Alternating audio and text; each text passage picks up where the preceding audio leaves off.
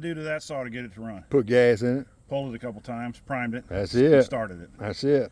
Like old sling And then blades. the other one's running. Now one we might change a spark in. Yeah, one might need a spark plug. And then we got to recoil this. We got to recoil that. Yeah. But two of them fired up right away, right? Exactly. Let me borrow that. So, just unpacked them. They're not any other saws from those boxes. Those boxes are still sealed up, except for that one with the rain damage. But anyway, two of these saws fire right up here. Let's fire it up again. Let's fire it up again.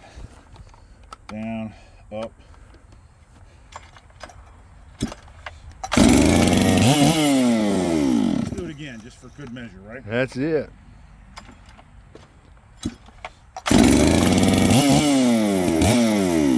Fourth time's a charm. 4 times the charm. Guy spent $300 sending these saws back to me because he couldn't start them. $300. I could have found something better to use $300 on. Spark plug's going to get that thing to run, isn't it? Yep. And then once we get this thing back in place, it just jumped on the thing. Yep, we'll fix that. All right. Like, subscribe, share, thumbs up. Take care.